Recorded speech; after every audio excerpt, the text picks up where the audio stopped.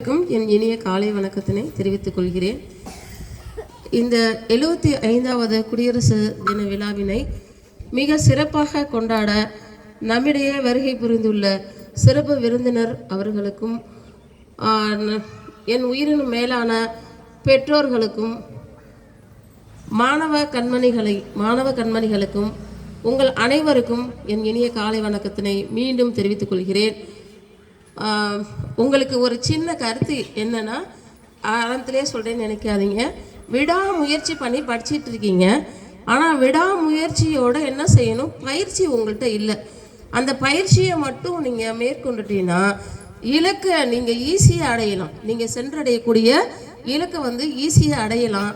அதனால் விடாமுயற்சி வேணும். பெற்றோர்கிட்ட ஒன்று கேட்டுக்கிறேன்.